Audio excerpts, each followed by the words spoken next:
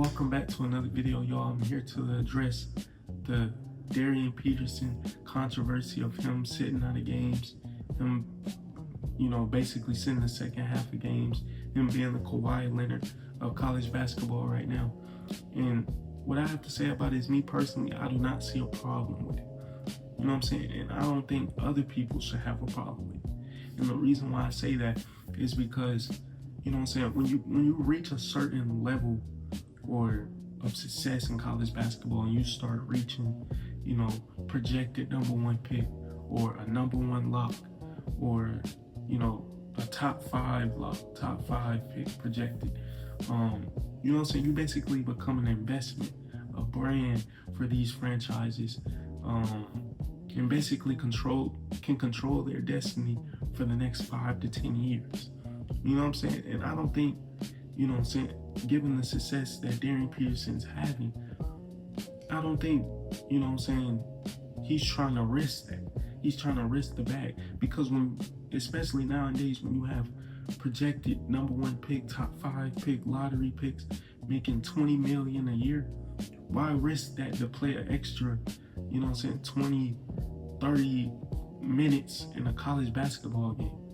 You know what I'm saying? Just to say that, oh, I played the entire game, or just to get an extra 5 to 10 points. You know what I'm saying? Why risk injury? Why risk, the future of, your basketball career? Given that he is a freshman, so he basically has a whole basketball career ahead of him. He's just getting started with it. You know what I'm saying? So why, risk the wear and tear on your body playing 30 minutes in a college basketball game every night to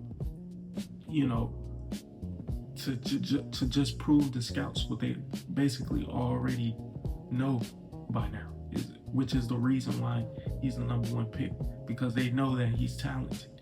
So what else would that extra 10 to 15 minutes do for him? You know what I'm saying? Besides risk injury. You know what I'm saying? I think a lot of people, they're not really looking at it as that.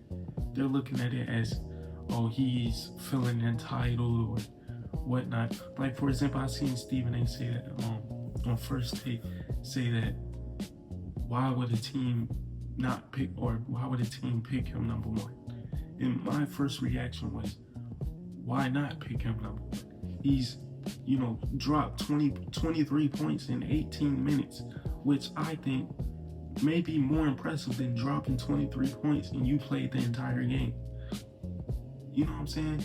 Like, I think that's more impressive than him playing the entire game and him risking injury, or him, basically scoring 23 points by playing the entire game. The fact that he's played the entire game and still averaging 20 is crazy. Like, it's crazy. I don't think people are really realizing how crazy that is. You're dropping 20 points, 30 points, and only playing 15 to 20 minutes a game. You know what I'm saying? And it's not like he's not showing up in clutch moments. It's not like he's not being there for his team. He's still there. It's not like he walking back to the locker room already in street clothes, before the game ended. He's still showing up, still one of the most explosive clutch players, best players in the league, talented players in the league, or talented players in the nation. By league, I mean nation. For you all that may say, oh no, this ain't a league, I mean nation, college basketball. But yeah, I don't see a problem with it. Honestly, I think that it's more impressive that he's dropping, still averaging, still being effective, still averaging 20 points in 18 minutes and not having to play the second half of a game, and his team is still being successful. Me personally, I think that's might be more impressive than him having to play 30, 40 minutes. Him 30, 40 minutes and his team not winning. You know what I'm saying? Or his team not having as much success because he's playing bad. You know what I'm saying? Like, I just don't see a problem with it. I think people are, I think some people are following the narrative of, oh, he's just the next Kawhi Leonard. And I think some people are just blowing it out of proportion. I just don't see a problem with it. It's not like he's not showing up. It's not like he's not playing well. You know, he's playing well. He's just showing you what he needs to show you to get to. He's basically showing you what he needs to show you to get to the league. You know what I'm saying? That extra 10 to 15 minutes that people are raving about ain't gonna do nothing for his stock except for him risking injury, possibly drop his stock.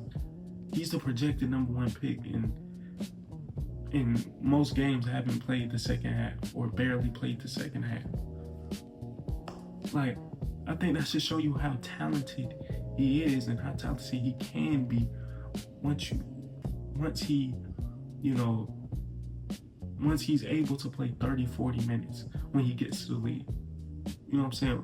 I think it's showing you how talented he can be once the team is able to give him the full rings of the franchise and letting him just go to work. Hey, play 30 minutes and go to work. You know what I'm saying? Like, because then if he's averaging 20 on 18 minutes, you know what I'm saying? Imagine if you give him 30, 40 minutes, what he'll do then. You know what I'm saying? I just think some people is just blowing it out. Like, they're blowing it up way more than it has to be. And of course, you know, it happens every year. There's a major storyline about a prospect. So I understand it, but I think this one is definitely a reach, given that he's playing well. He's been one of the most consistent players in the league, one of the most clutch players in the league. And, you know, when it came to him having to play against another top 2 pick or projected top 2, top 3 pick in AJ DePanza, he showed up once again. And you can have an argument and say he outplayed AJ DePanza. You know what I'm saying? Some people arguably has #1 or projected #1 in the upcoming draft. So like I said, I just don't see a problem with it because he's not playing bad at all. I just think he's protecting his image, or he's protecting his body for when it matters the most. Because yeah, players are making, you know, money now in college, but it's still not on the level of NBA money.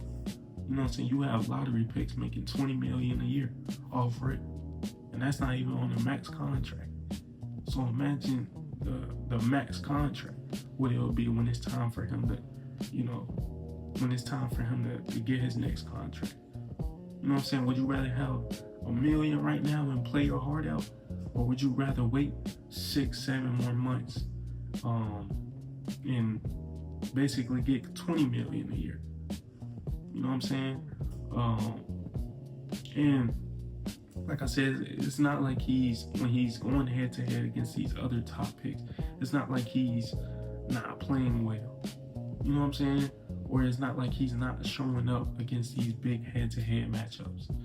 You know, he's still, you know, battling against the head to head players that some, you know, analysts or mock drafts have ahead of him.